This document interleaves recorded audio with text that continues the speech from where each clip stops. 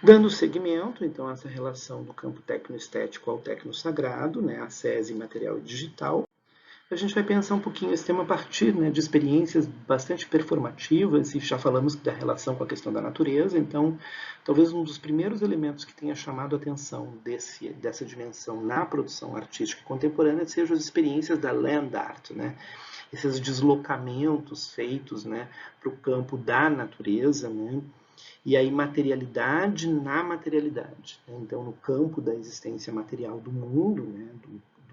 do terreno, da natureza, de um local onde a gente tem uma série de, por exemplo, cataventos, né? Para captura de energia eólica, que poderia ser isso, né? Feitos em obras como as de Robert Smithson e Michael Heiser, né? Que revelando então a maneira como a arte é algo que reside imaterialmente no espaço da natureza. A arte conceitual também apontou um pouquinho, né, para isso, na perspectiva de que seria o imaterial como conceito. Né? E mais posteriormente a ideia de um curador-autor, o curador como artista. Então, o raciocínio, né, e as escolhas feitas, né, pelos curadores são elas próprias um processo artístico, então no sentido de conceito. Né?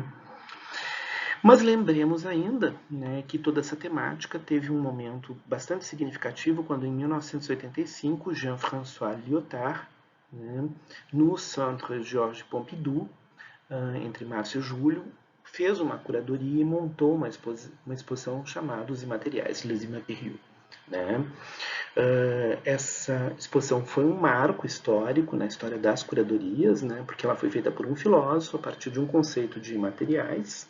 Né? Era uma exposição filosófica, propriamente dita, com a proposição de criar um dispositivo, né, de passeio, né, que ativasse perguntas no espectador durante a jornada que ele faria na exposição.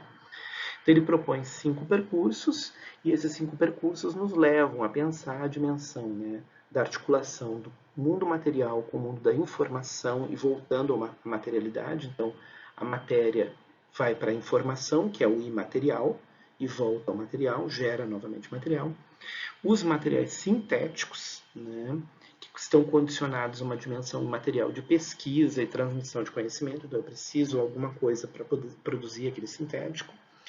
A produção de objetos a partir de dados, quer dizer, então eu posso fornecer dados a partir de sistemas, né, que vão gerar, como nas impressoras 3D, objetos, né, propriamente ditos.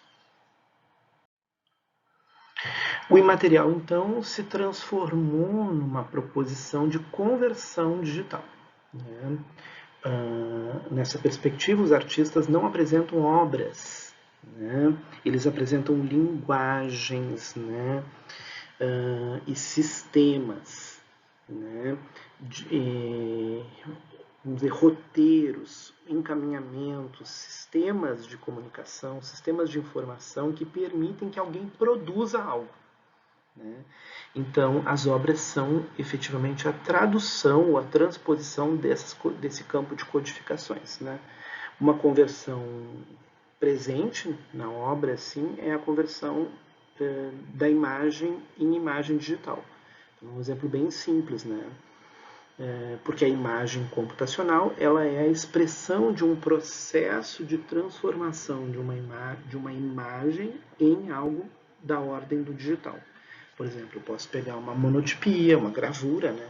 Uma imagem fotográfica, uma documentação qualquer, né?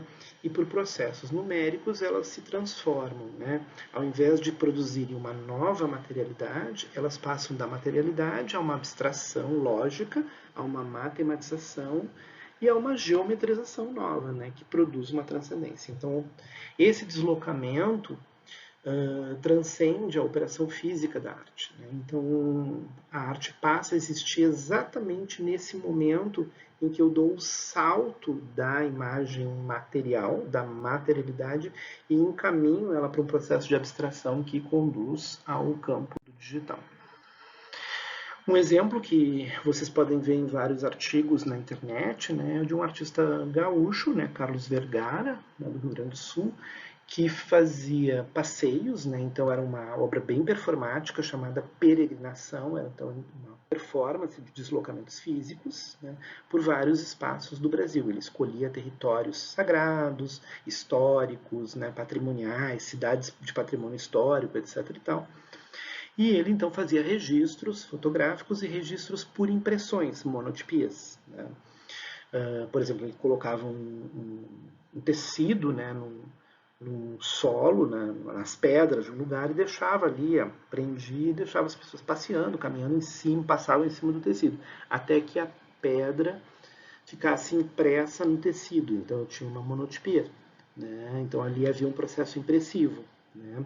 Eu transformo esse registro do visível, né, na superfície em registro invisível, em registro numérico. Então eu passava aquilo para um sistema, eu abstraía, matematizando aquele registro, que foi um decalque, né, quase como um processo de decalque, né, então, né.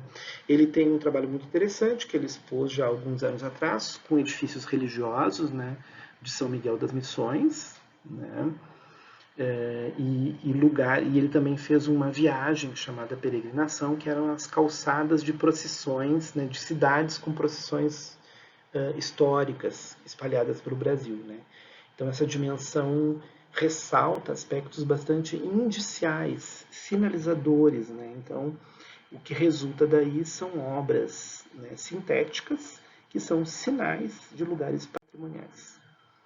Essa exposição chamada Sagrado Coração, Missão de São Miguel, ela foi apresentada aqui no Rio Grande do Sul no ano de 2009, né, e era uma tentativa de reescrever a história da missão jesuítica a partir de uma lógica contemporânea. Aqui, então, algumas das referências, né, importantes, né, Cecília Salles e tal, e alguns outros autores que nos ajudam a pensar um pouquinho mais essa relação.